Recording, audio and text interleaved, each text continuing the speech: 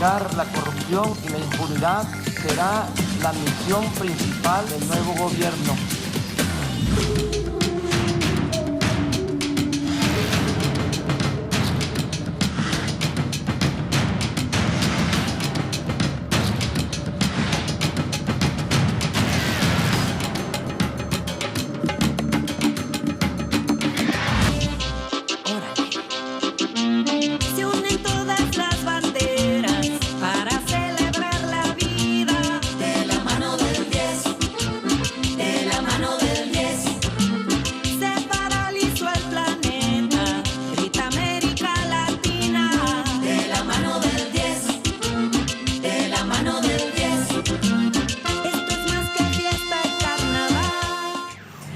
Esta es la canción que pone a bailar a todos los equipos en Telesur, vaya algarabía que despierte. Y allí teníamos en imágenes cuáles son nuestros temas del día.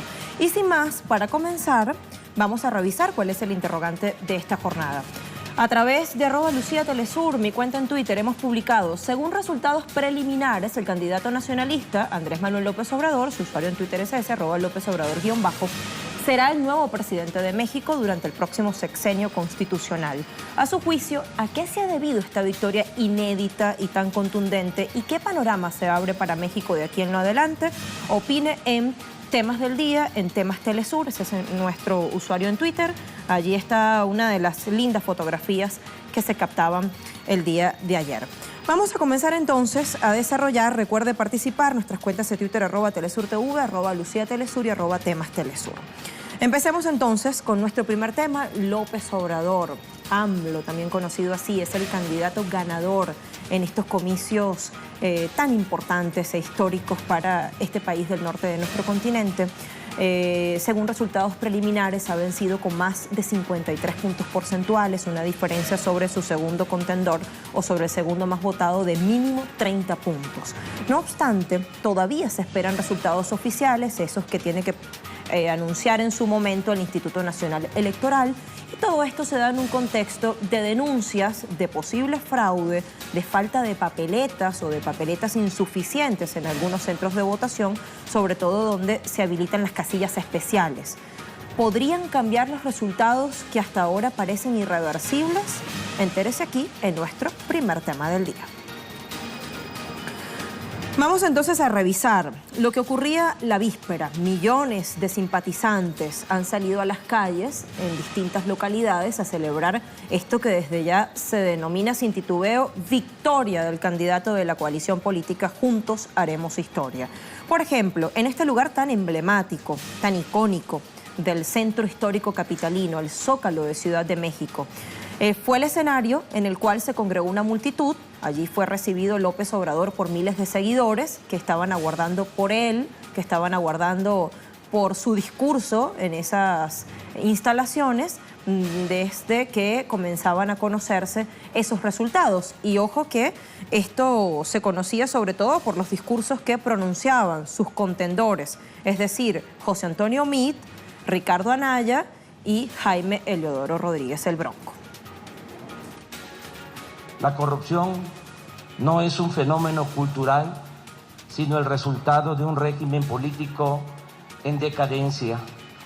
Estamos absolutamente seguros de que este mal es la causa principal de la desigualdad social y de la desigualdad económica, y también por la corrupción se desató la violencia en nuestro país. En consecuencia, erradicar la corrupción y la impunidad será la misión principal del nuevo gobierno.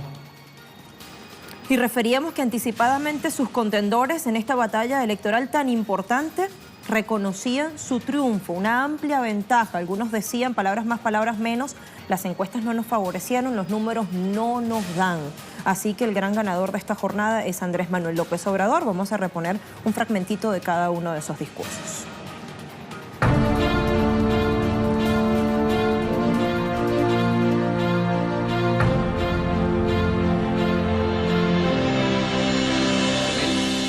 Reconozco su triunfo, le expreso mi felicitación y le deseo el mayor de los éxitos por el bien de México. Le damos una felicitación. Yo dije que con todo objetividad íbamos a trabajar con aquel que los mexicanos le den la mayoría de las simpatías. Y yo le quiero decir a Andrés Manuel que haga todo el esfuerzo por sacar adelante el país. Fue Andrés Manuel López Obrador quien obtuvo la mayoría. Él tendrá la responsabilidad de conducir el Poder Ejecutivo y por el bien de México le deseo el mayor de los éxitos.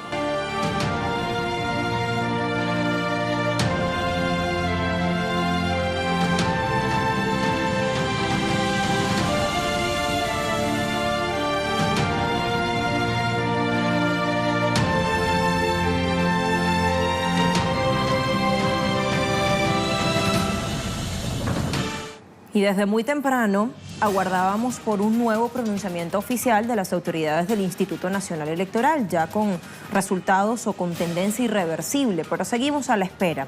¿Qué ha pasado? Se lo vamos a preguntar a nuestro corresponsal Eduardo Martínez. Y también hay, Eduardo, una agenda que tenemos que tener allí a la mano del candidato Andrés Manuel López Obrador, ¿no?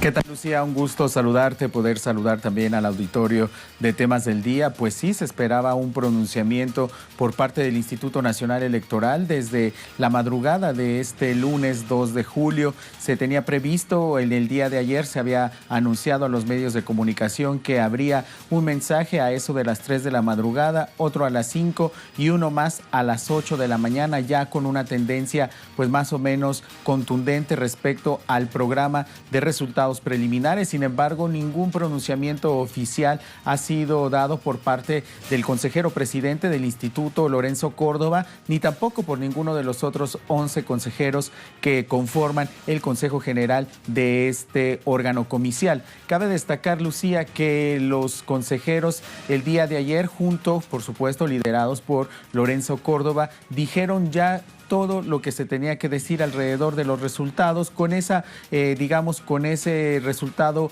preliminar que fue resultado de los conteos rápidos, que es una muestra de todos los votos que se hicieron el día de ayer. Y ahora mismo, cuando revisamos las actualizaciones del programa preliminar de resultados, hay una coincidencia contundente. Se habla del 53% que le da la victoria a Andrés Manuel López Obrador, en un 22% a Ricardo Anaya y en un 17%, moviéndose un poquito todavía, el candidato de la coalición oficialista Todos por México, José Antonio Meade. Además, también se habla de que ya se tiene contabilizado que fueron cerca de 57 millones los mexicanos que acudieron a las urnas, de ese universo de 89.1 millones de personas que estaban habilitadas para votar el día de ayer. Por otro lado, Lucía, puedo señalarte que ya se ha dado a conocer que el día de mañana el presidente Enrique Peña Nieto se estará reuniendo con el ganador de la contienda electoral, Andrés Manuel López Obrador, en Palacio Nacional. El día de hoy, Andrés Manuel se ha concentrado en su domicilio, en su casa del sur de la capital mexicana, donde ha dicho que va a vivir. Él no va a vivir en la residencia oficial de Los Pinos, porque dice que este sitio, este lugar, debe ser para todos los mexicanos, y entonces se va a trabajar de manera importante, lo ha señalado, para convertirlo en un museo al que tenga acceso todo el pueblo. Por otro lado, Lucía, también ha dicho ya Andrés Manuel en algunas entrevistas que ha dado a través de vía telefónica a distintos medios de comunicación, que se ha comunicado con el presidente Enrique Peña Nieto y que estarán hablando de los temas importantes que están en la agenda de México y sobre todo también de lo que ocurrirá en un futuro en este tema de transición. Para esto de la transición, ya Andrés Manuel ha designado a 6 personas cercanas a él para que se pongan a trabajar en los temas de economía, en relaciones exteriores y también en lo que tiene que ver con seguridad interna y todo lo que tiene que ver con la política interior de este país y también en el tema de comunicación. Lucía, pues nosotros mañana estaremos pendientes de esta reunión que habrá entre Andrés Manuel López Obrador y con el presidente Enrique Peña Nieto. Recordemos que el presidente Peña Nieto venció en unas cuestionadas elecciones a Andrés Manuel López Obrador en 2012 y ahora pues ya finalmente López Obrador se hace de la victoria y arrasando no solamente en el tema de la presidencia, sino también en gubernaturas, incluida la jefatura de gobierno de la Ciudad de México con su partido Movimiento Regeneración Nacional, de la mano con el Partido del Trabajo y también con Encuentro Social. Gracias, Eduardo, por todas estas especificidades. Vamos a seguir muy pendientes del desarrollo de estos acontecimientos. Si queremos sumar, habiendo despedido a nuestro corresponsal Eduardo Martínez, estos elementos, estas elecciones no estuvieron exentas de violencia. Desde el inicio de las precampañas en septiembre pasado, hubo más de 130 políticos asesinados hasta la fecha. Así va el conteo, ese es el periodo. El día de las votaciones no fue la excepción a la regla. Ayer se conoció que una militante del Partido del Trabajo fue asesinada a mansalva a balazos. La militante respondía al nombre de Flora Reséndiz González. Fue asesinada mientras estaba en su casa en la comunidad de Pateo, en Contepec, en el estado de Michoacán. El comisionado político nacional del Partido del Trabajo, Reginaldo Sandoval, no descartó que el homicidio fuese un mensaje para intimidar a los votantes durante esta jornada comicial.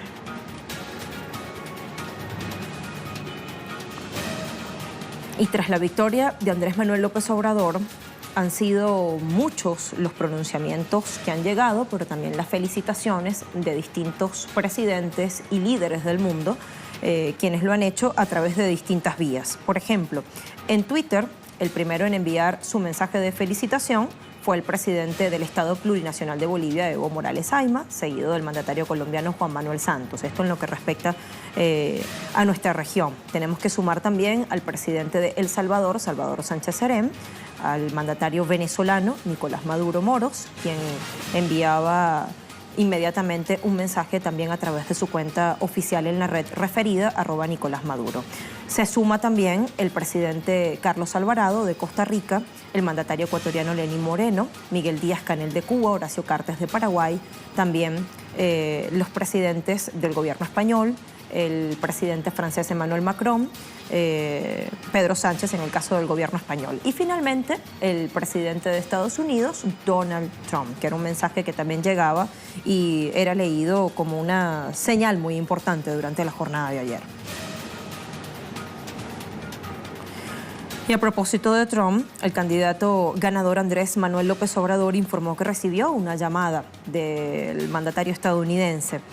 En Twitter, Obrador escribió: recibí llamada de Donald Trump y conversamos durante media hora. Le propuse explorar un acuerdo integral de proyectos de desarrollo que generen empleos en México y con ello reducir la migración y mejorar la seguridad.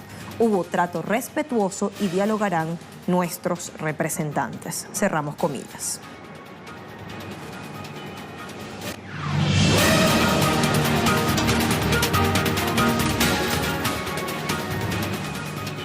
Sobre este tema versa nuestro interrogante del día. Según resultados preliminares, el candidato nacionalista Andrés Manuel López Obrador será el nuevo presidente de México durante el próximo sexenio.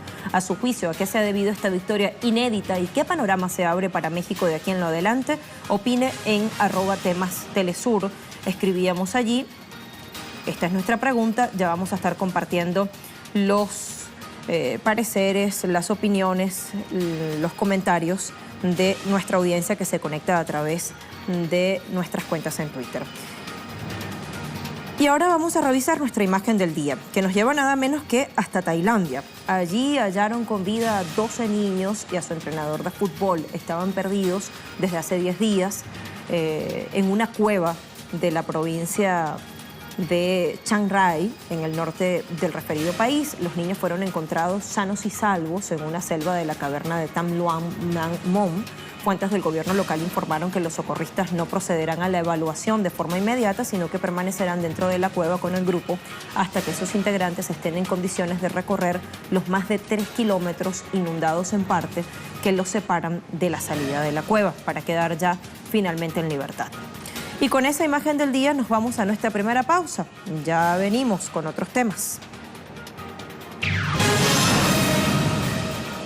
En Bolivia se reanudan los diálogos entre el Ejecutivo y la Universidad Pública de El Alto. El presidente Evo Morales Ayma llamó este mismo lunes a refundar la Casa de Altos Estudios para asegurar mayor transparencia y calidad educativa. Nos preguntamos, ¿qué novedades hay sobre este conflicto? ¿Cómo surgió? ¿Cuáles son sus orígenes? Lo revisamos en nuestro segundo tema del día. Repito nuevamente, ojalá el pueblo alteño que me escuche, debatamos seriamente, hay que refundar UPEA en el marco de su autonomía. ¿Y qué queremos? Administración transparente y calidad educativa. Esa es nuestra responsabilidad. Y quiero que sepa, no vamos a abandonar UPEA, es una universidad. Siempre solo queremos transparencia, que justifique por qué, para qué necesita más plata. En su discurso, el mandatario del Estado plurinacional no descartó la utilización con fines políticos de este conflicto educativo. A veces duele mucho que se infiltran buena gente, manipular políticamente. Dicen que tienen 40.000 estudiantes, 50.000 estudiantes. Las marchas creo que llegan cada día unos 1.000, 2.000, ya 3.000, 5.000. Ni el centimo, ni el 10% marchan. Pero hay gente que está metido ahí para usar políticamente a la UPEA. Tienen derechos políticos, pero no usan a la UPEA y ni la plata del Estado, ni la plata del pueblo boliviano. Preciso actualizarnos a esta hora. Lo vamos a hacer con nuestro corresponsal Freddy Morales. Hola, Freddy. Autoridades de gobierno y representantes de la Universidad Pública del Alto reiniciaron negociaciones ayer domingo en procura de un acuerdo a la exigencia universitaria de mayor presupuesto. El tema central del debate es en qué gasta el presupuesto y la subvención estatal esa universidad y en qué gastará el dinero que reclama. Para establecer esa situación, el gobierno insiste en la realización de auditorías que transparenten la administración económica y financiera de la Casa de Estudios. El presidente Evo Morales, en una rueda de prensa hoy, se refirió al tema y reveló que ha sentido decepción por los resultados, sobre todo académicos, de la Universidad de la Ciudad del Alto, creada hace 18 años. Dijo que siempre soñó con que esa universidad estatal tendría un lugar de privilegio en cuanto a formación de profesionales, pero la realidad ha demostrado otra cosa, por lo que planteó una refundación de la universidad con participación de la comunidad y organizaciones sociales de la Ciudad del Alto. Entre tanto, las negociaciones entre gobierno y universitarios se reinstalan esta tarde en la ciudad de La Paz. El conflicto universitario empezó a mediados de mayo con bloqueos de calles de las ciudades de La Paz y El Alto, además de la suspensión de las actividades académicas. Gracias, Freddy, por estas últimas novedades. Ahora nos preguntamos cómo surgió el conflicto entre la Universidad Pública del Alto y el Ejecutivo boliviano. Vamos a mostrarles, al menos poner esto en contexto con los siguientes datos. Desde abril pasado, la UPEA se moviliza en las calles del Alto y La Paz en demanda de la modificación de la Ley 195 de coparticipación tributaria. En síntesis, están buscando obtener un mayor presupuesto para el desarrollo de sus actividades académicas y de investigación y extracurriculares. Las movilizaciones han dejado destrozos materiales y otros hechos de violencia que incluyeron una víctima fatal. El incremento que solicitan equivale a 40% de los recursos que reciben en su conjunto todas las universidades del país y el doble de lo que recibe la Gobernación de La Paz.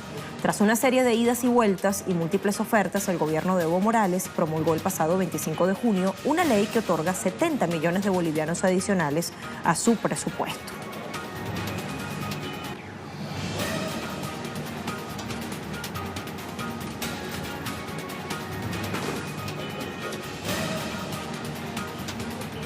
Y ahora volvamos a nuestra pregunta del día, que les estoy debiendo todavía sus comentarios, sus opiniones. Es lo que vamos a revisar a continuación.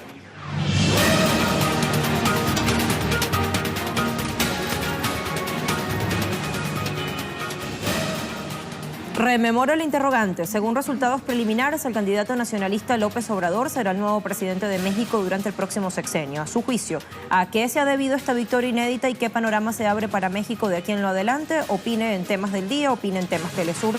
Ese es nuestro usuario. Para México se abren las anchas alamedas de la dignidad, soberanía e independencia. Atrás quedarán los gobiernos entreguistas de la derecha, abrazados a factores imperiales, narcotráfico y delitos conexos al crimen organizado. Felicitaciones al bravío pueblo y la etiqueta Ayotzinapa, 45 meses. Está a punto de cumplirse 4 años, este hecho tan doloroso. Este mensaje es de José Manuel Barroso, un usuario de temas del día. Joaquín Brandt escribió: el pueblo mexicano ha rechazado rotundamente el bipartidismo conservador que ha gobernado al país durante décadas. Ha dicho no a la corrupción, a la violencia, al narcotráfico y a un modelo económico excluyente. Aquí tenemos otro comentario. Y a ver, revisamos el mensaje de Virginia, quien escribió a través de su usuario @naisa_BGB. Una victoria que representa no solo a los seguidores de López Obrador, sino a todo un pueblo que ha decidido romper con las cadenas que pretende mantener el gobierno norteamericano. Una victoria que marca el inicio de una nueva era para toda la región, exclama Virginia a través de su usuario. Y tenemos apenas 3 de las respuestas que nos han llegado a esta hora. Igual el interrogante sigue colgado en nuestras cuentas en Twitter para que usted siga participando de aquí en más. Les hablamos ahora de otros temas que también son noticia en este día, así que nos vamos a quedar allí en la red Twitter para ir a las cuentas de nuestros corresponsales. Primero tenemos a José Manuel Jiménez de Colombia, escribe: en medio de diferencias en cuanto a un nuevo cese bilateral, se desarrollará 6º ciclo de conversaciones entre gobierno colombiano y Ejército de Liberación Nacional. Gestor de paz, Carlos Velandia, pide un delegado del presidente electo Duque que se sume en las conversaciones. Y allí la fotografía.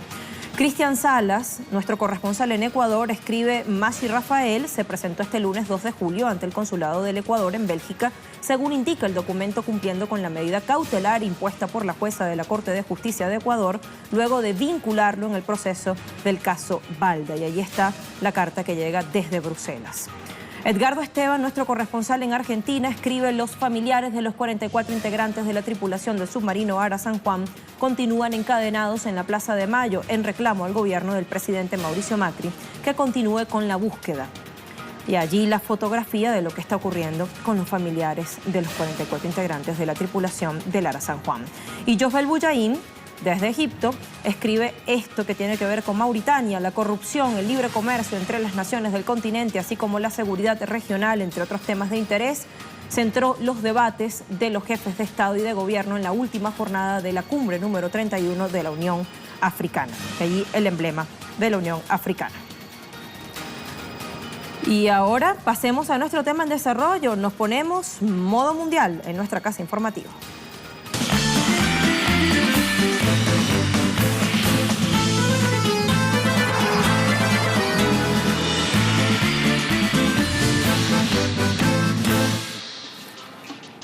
Sumemos a nuestro compañero Fernando Núñez para que de una vez empecemos a meter golazos acá. Es así, Lucía. Buenas tardes. ¿Viniste preparado? Buenas tardes. Sí, claro, por supuesto. Vine preparado, como ya está preparado Brasil, de seguro. Gané una apuesta. Sí. Por fin atiné en mi polla. Al fin.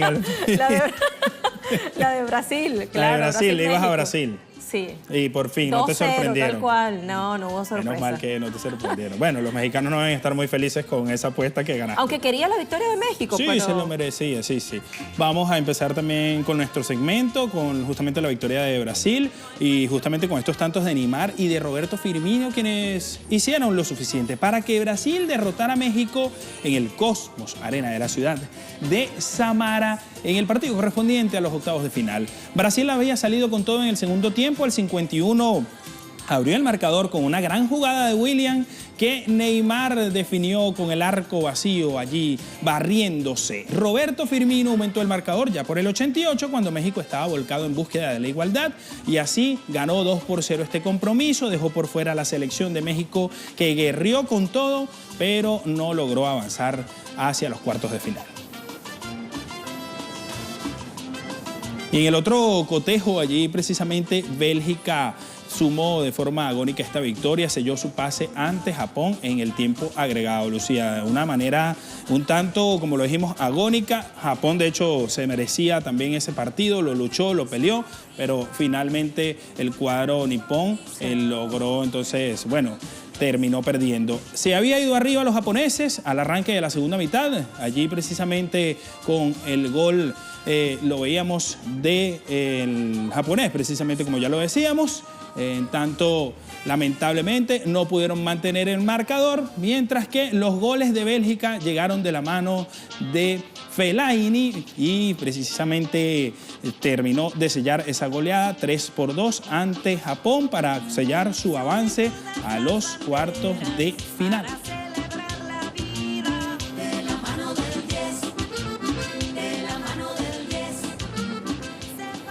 Y vamos a revisar cómo está la clasificación hasta este momento en los octavos de final. Allí la tenemos justamente en esta fase eliminatoria. Hasta el momento Uruguay se va a estar enfrentando con Francia. Esto va a ser el próximo viernes, mientras que Brasil chocará con Bélgica. En tanto, el próximo sábado 7 de julio Rusia se estará enfrentando a Croacia. Ese partido allí interesante que va a estar disputándose, y el día de mañana se cierra esta fase de octavos de final con el Colombia-Inglaterra y Suecia ante Suiza.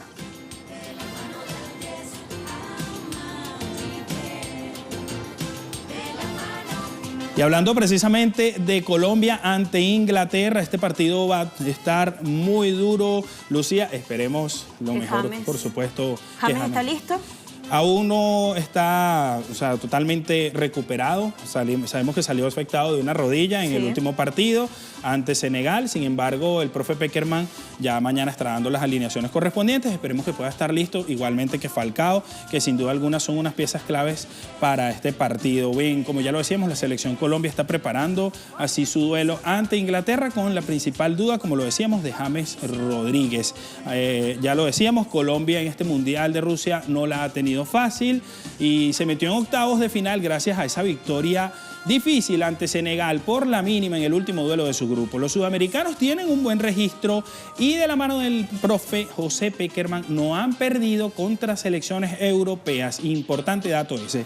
Son 8 compromisos disputados para un saldo de 6 victorias y 2 empates. El técnico colombiano oriundo de Argentina mantiene la duda, como lo decíamos, en torno a la titularidad de James, y aún se encuentra manejando las variables necesarias para definir entonces a quién colocará en ese medio campo el 11 definido ante Inglaterra. Y algunas leyendas del mundo del balompié están en Rusia apoyando a las nuevas generaciones del fútbol, pero otras se encuentran en nuevos roles. Este es el caso de Cuauhtémoc Blanco. El delantero tuvo una destacada carrera con la selección mexicana, donde marcó 38 goles, pero ahora su camino está lejos de las canchas, en la política precisamente se encuentra. Este domingo fue elegido como el nuevo gobernador de Morelos, un nuevo récord en su carrera, ya que es la primera vez que un futbolista vence en las urnas por una gobernación.